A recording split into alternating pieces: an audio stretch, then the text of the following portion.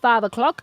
And like I said, today is a bit of a twist on our Father's Matter Corner, which is what I call it, because I really had a great time with the Hotlines team from last year. I remember we started with Mampoka and moved along to Ubabu Chef. So Ubabu Chef did join us 2 weeks ago.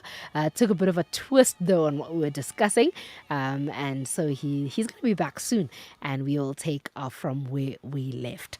And if I'm just promising myself, Pst Olefele joining me in studio this afternoon from Heartlines. Pst Olefele, good afternoon and welcome. Yeah, good afternoon, Lukho, and good evening. Greetings to the beautiful listeners of Radio Pulpit and those who are watching on Facebook. Oh man, absolutely excited to have you in studio with me this afternoon, Pst Olefele. Like I said, we have been graced by Hotlines from last year sometime, where we spoke to the conscience of fathers, you know. And I was actually just sharing this on Facebook the other day. A friend was sharing a story of how a neighbor always reaches out to her son. She's a single mom. Sure. And this neighbor is actually a gentleman. She says to me, I'm really so blessed because sometimes he just comes and he takes my son so I can rest. And he goes, plays soccer with him. And I commented on that thing. I was like, oh man, this really warms my heart because it's one of the things I get to discuss, fortunately, on Mondays with Heartlines, the idea and the importance of social fathers, So it's really been imprinted in my heart, maybe because I also always had dad issues until my adult years, So I'm really, really blessed, and I'm grateful that Heartlines actually joined hands with me because the issue of fatherhood has really been close to my heart. Yeah, that's awesome. That's Oh awesome. man, Pst Olefele, welcome officially. Like I said, you're from Heartlines. Maybe if you can give us a brief introduction of who you are as a person and who you are to Heartlines, actually. Cool. Let me start first by starting with me as a person. I am a husband first and foremost. To one And wife. to one wife. Yeah, and I'm a father to two. My daughter is 10 years old. She's with me in studio, Yep. although not in the interview. She just tagged along. She's a disciplined one, I must say. Well, yeah, she is. She is. And then I have a son who's 16 years old. Wow. So I thought the son was younger no, because no, you no. look very young. Big brother still had athletics and performing arts at school. So yeah, he's quite involved, very busy. Yeah, so that's first and foremost me, and grew up in the dusty streets of Lihorutsi Township in the northwest. Born, bred, butter sandwiched and toasted there. Never heard of that one. Buttered, sandwiched, and toasted. Until I said yes to the call. Well, got saved at the age of 18, and obviously, Wow. getting to know Christ. You know that we are all commissioned. We've got this core mission that God has given us all together as Christians, and so I said yes to the call, joined Youth for Christ, and traveled My the world, word. traveled South Africa, traveled across the borders, and just spreading the gospel, and also did some of the important work of awareness campaigns around HIV and AIDS and so on and so forth, and that's the kind of where I cut my cloth in youth work was in Youth for Christ. Wow. Youth for Yep. Christ was literally opposite home, and that's how I got involved with them. There we Because go. I'd literally walk I could across see. the street. I could just tell that this one is cut from the same cloth. Yeah. So Yeah. that's us, and so I'm grateful for that. For my beginning, when mommy could not afford university, Youth for Christ caught me while I still had Wow. energy, and I used my dramatic arts skills, my performing arts skills. So that's where your son gets That's it from. where my son and daughter take. I mean, she's a Oh, dancer. both of them. She's a dancer. She's a Wow. performing artist in the dance space, and my son is an instrumentalist, plays drums, but also he's Wow. he's an actor. So Would you say our faith has a thing? I always say kids who learn instruments at a much younger age oftentimes are influenced by church. True, true. I mean, you know, got influenced by church. Yeah. And yeah, I'm, you know, just in terms of having a passion or an attraction to an instrument. It was from church, you know, seeing a keyboard and say, so what you know, how does this thing work? And then later on developed an interest in a guitar, and so Okay. and you know, picked up a guitar, and the rest is history. So does he play all these other instruments? No, he only plays drums. Oh, okay. All But right. I'm sure if he puts his mind to it, He can he definitely can do definitely it. try other instruments. All right. So that's me as a person. Yeah, my work at Heatlines is that I'm a community mobilization manager. So the team that gets to come to studio and do all sorts of workshops around the country. The mobilizing team is part of the unit Oh, that I've been entrusted to manage. But obviously, we do that together. You know, I love that as a collective, as teamwork. a team. You know, try to see how we can best serve the country together. You know, so it's not like, you know, hey, Yeah. he's Makulu Bas. He's the boss. Ayikho leyo nto Umphathi. angisebenzi kanjalo I mina. love So that. yeah, I was actually just thinking yesterday how leadership truly is a call. Like you're saying, yeah. if you're gonna lead, and I'm looking for this English word for this. Nopkir, yes, gekudu. That's what we call it in Xhosa. Yes. If you're gonna lead people with a nopkir like a stick, Yeah. then it's the train's not gonna move properly. But if No. you're going to lead Yeah. people, you know, and understand that we're doing this together, then you're going somewhere. Absolutely. Oh man! Absolutely. Speaking of going somewhere, Pastor Olefele, like I said, we started as Radio Pulpit Fathers Matter. We started with Fathers Matter Yeah. last year, but I'm of the view, like you're saying, that there is so much more that Heartlines does, because I don't want to believe that you're helping mobilize just Fathers Matter. You know, as Mam Fikile and Bab Jeff would say, there. Heartlines specializes in telling different stories. Right. You know, so these stories cannot just be confined to the story of fatherhood. So maybe let me give you a chance and not lead you to it, Yeah. to just get into some of the stuff that you're doing at Hotlines. And I think in particular this year, in the hope that some of them will land at Radio Pulpit. Yes. Yes. So what are you guys getting up to I this year? mean, we've always been a center for values promotion, and that's what we are. And we seek to promote pro-social values. We promote values by producing films and resources and facilitating workshops. But all of that work is actually, you know, anchored in research. So we Oh conduct wow. research so that we don't just thumb suck what we think society needs. We basically go within society, and we do peer review, read peer review journals, and just get what is happening in a particular topic. Okay. So, for instance, we've got What's Your Story as a program and as a campaign, which is around, you know, building bridges between self and the others through the power of personal storytelling. And that program is probably, that resource is much more needed now that the world is Yeah. becoming more and more and more and more, you know, disenfranchised, True. where we are now gravitating towards our own corners. You know, what's your story? Ask that simple question. What is your story? We use simple principle called ask, listen, tell. All You right. know, and by asking, you actually allowing the other to let you into their lives, and by listening, you really want to make them feel that they matter and they are Yeah, valued, that they you know. understood. But then be prepared to listen to tell your own story when you are asked. So Ish. it's a triangulation that happens there in that beautiful process. I often look at those three principles as an ascent to the summit of a hiking trail. If you are hiking, you know, asking is your summit, your what you call your ascent.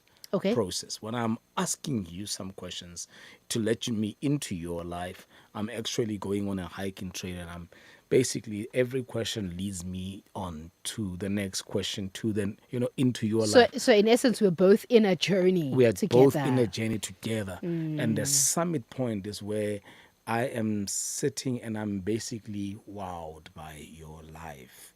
When you get to the summit in a hike, on a hiking journey, sure, that moment you don't want to leave very, very quickly. You Yeah. behold the beauty, or you behold the panoramic view, and whatever the terrain is able to offer you, enjoy the shade and things like that. Listening must be there, must be experienced for much longer than just 2 seconds, and then you are Yeah. busy formulating your own response.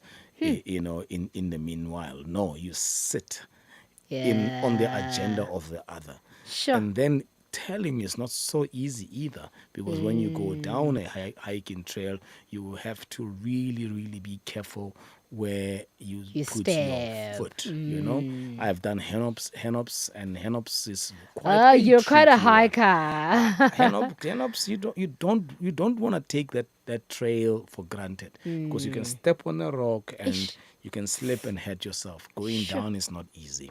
So go into your telling.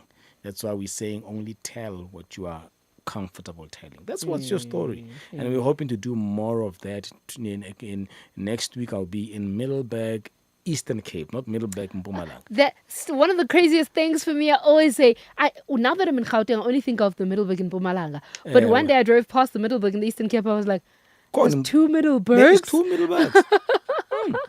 It's really crazy. It's So in you're your going to the it's Eastern Cape it's in one? your mother province. Yep, it's in my province. So we will be doing some of the What's Your Story sessions with the leaders that are saying, how can we turn Middleburg, right side up. So we're working with the church community there. We're working with community leaders, working with NGOs and community policing forums. Wow. So we have a broad strategy when it comes to reaching out and helping and assisting, coming alongside family communities. So Fathers Matter is going to be part of it, and Oh, that's another session that we're going to be okay. looking at Fathers Matter, which is you've done the interviews here, Yes. promoting the active, positive presence of men in children's lives. And it's not just biological, those who have biological children, but it's every man, even a man that does not have children of their own. Yeah. You standing in and being part of that conversation or that journey with that young man, young woman, you are able to really, really meet a need, Yep. And then we're going to be looking at values and money. Our money Sure. behaviors are actually Sure. inspired by a value system. Okay. Yeah, so we are looking at some pros, like some of the values that we have researched when we first took this campaign around the country: honesty in earning, responsibility in spending, wisdom in borrowing, self-control in saving, and generosity in sharing and Wow. giving.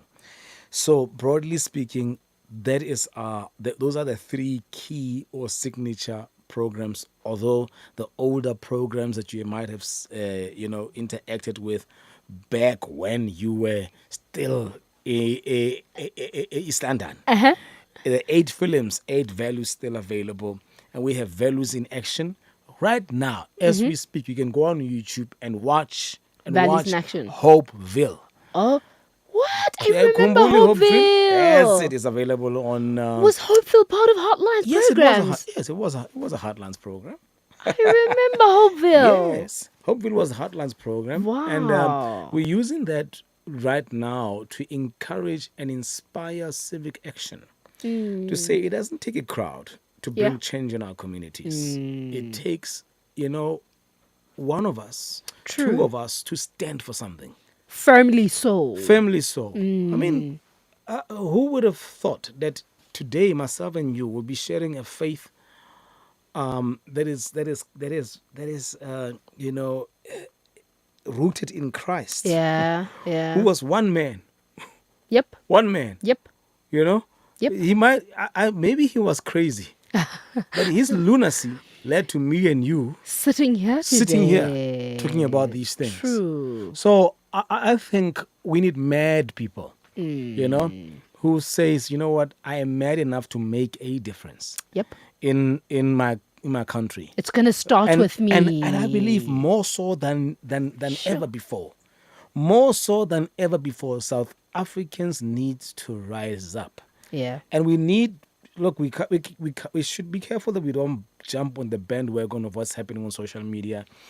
All the toxic posts that are coming on social media. We need to be the ones that actually stand and say, look, the world is where it's at right now. But, God is actually saying, my eyes are going to and fro. I'm looking for a man. Yes. So I'm looking for a crowd. Yeah. I'm just looking for a man. In fact, crowds are dangerous. You want to join a crowd that's saying crucify him, you don't know what the hell they're saying. Sorry about the word. Sorry about that French, but you don't really understand what are they saying. What is it? What is the fray all about? Yeah. You have no clue, but you're just joining in crucify him. Because it sounds as though it's got a uniformity to it. Absolutely. So we need a man. So on YouTube you can watch Hopeville, which is really, really exciting to to inspire us for action. Yes. All so right. Anyway, I just want to find out, Pst Olefele, you spoke about going to Middleburg, so that we're not confused here. So basically, you're going out to Middleburg, saying tell your story, right? And these stories are different. I'm guessing. Is Father's Mat and everything else under telling your story? Okay, interconnected, but yes. What's your story stands alone. Okay, all right. Then fathers matter and values and money. Needed clarity. Common thread there is storytelling, because there's exactly. the story of my fatherhood, the story of my money.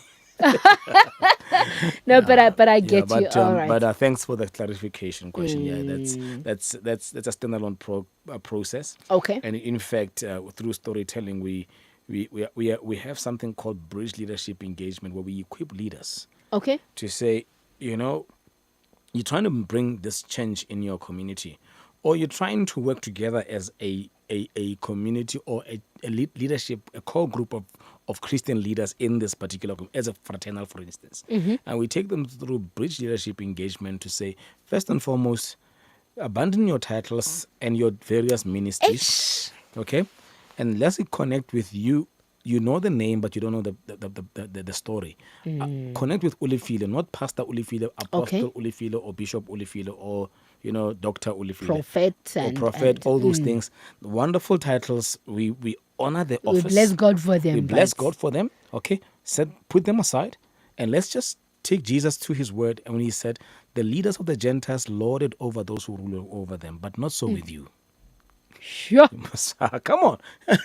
Can I just go straight to the word? Let's go to the one that we are following. The one we are following, He actually cautioned us not to lord it over those who are leading us. We are leading.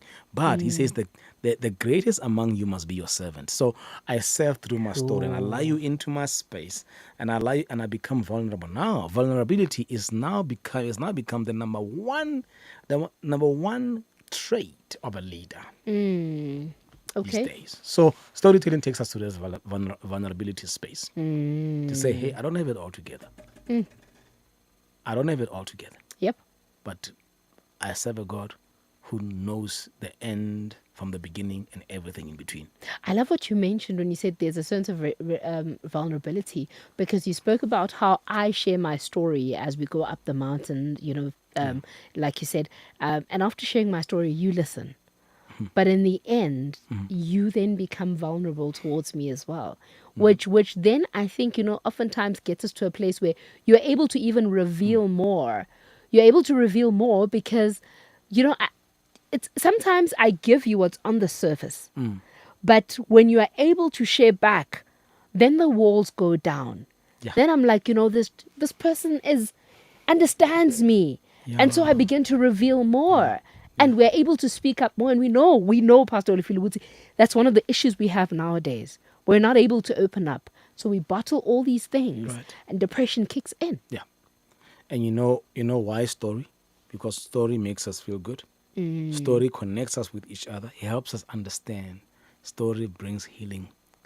And the Bible that we read is one long love story. The narrative, the biblical narrative, is a love story. It's a love story from Genesis to Revelations. You know, and Jesus didn't just tell stories, but he also connected with people's stories. So there's a model there. There's a model. Can we just do ministry the way Christ did it? Yeah. So I understand, like you said, you're going to Middleburg, and then you've got the financial aspects of it, and you have Fathers Matter Yeah, program. that's just one And case then- study.